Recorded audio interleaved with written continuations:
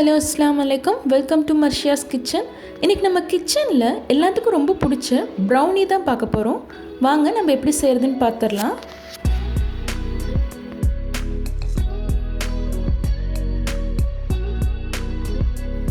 வாங்க இப்போ செய்ய ஆரம்பிச்சிடலாம். ஃபஸ்ட்டு நம்ம டபுள் பாய்லர் மெத்தடில் ஃபஸ்ட்டு சாக்லேட் மெல்ட் பண்ணிக்கலாம்.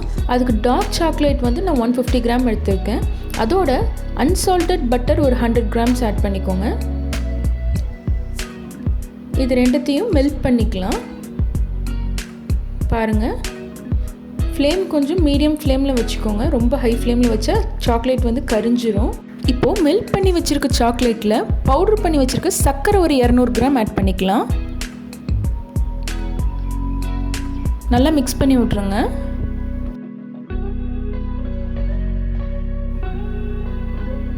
பாருங்கள், இப்போ நல்லா கலந்தாச்சு. இப்போது 3 முட்டை எடுத்து வச்சுருக்கேன்.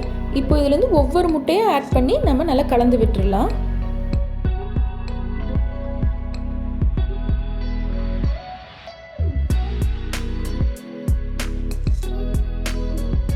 இப்போ பாருங்கள், இதான் 3வது முட்டை. இதையும் ஆட் பண்ணி கலந்துக்கலாம்.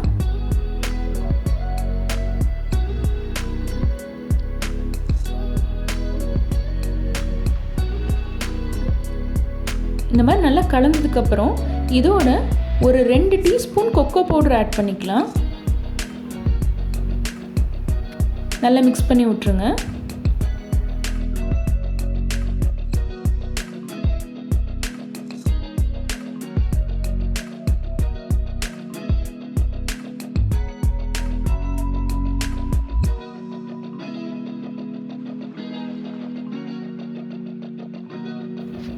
இப்போ ஒரு பிஞ்ச் சால்ட் ஆட் பண்ணிக்கலாம்.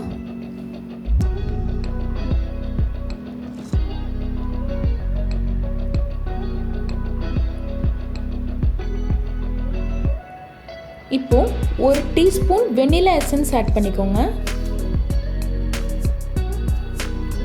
நல்லா மிக்ஸ் பண்ணிக்கலாம். அவ்வளோதான், நம்மளுடைய வெட் இன்க்ரீடியன்ஸ்லாம் முடிஞ்சிருச்சு.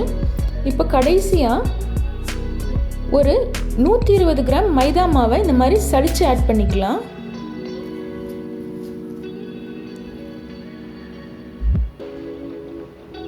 பாருங்கள், நல்லா சலிச்சாச்சு.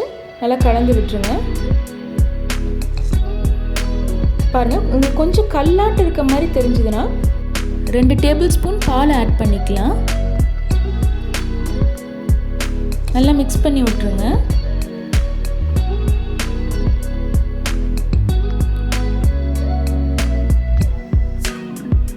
இப்போ இதுதான் பர்ஃபெக்ட் கன்சிஸ்டன்சி. நம்ம பேட்டர் ரெடி ஆயாச்சு. இப்போது ஒரு மோல்டில் ஃபஸ்ட்டு பட்டர் அப்ளை பண்ணிக்கோங்க. நம்ம ரெடி பண்ணி வச்சுருந்த பேட்டரை இப்போ இதில் ஊற்றிடலாம். பேட்டர் ஊற்றும் போது ஃபுல்லாக ஊற்றிடாதீங்க, ஒரு 3/4 ஊற்றினா போதும். இப்போது ஓவனை 15 மினிட்ஸ் ப்ரீ ஹீட் பண்ணி வச்சுக்கோங்க. இந்த டைமில் இதோட கொஞ்சமாக கார்னிஷிங்க்கு நான் முந்திரி பருப்பு ஆட் பண்ணியிருக்கேன். இப்போ ஓவனில் வச்சிடலாம். என்னோடய ஓவனில் ஆட்டோ குக் மெனு இருக்குது. அதில் வந்து ப்ரௌனி ஆப்ஷனில் வச்சுருக்கேன். உங்கள் ஓவனுக்கு தகுந்தாப்பில் நீங்கள் டைம் ஃபிக்ஸ் பண்ணிக்கோங்க. இப்போ ஓப்பன் பண்ணிடலாம்.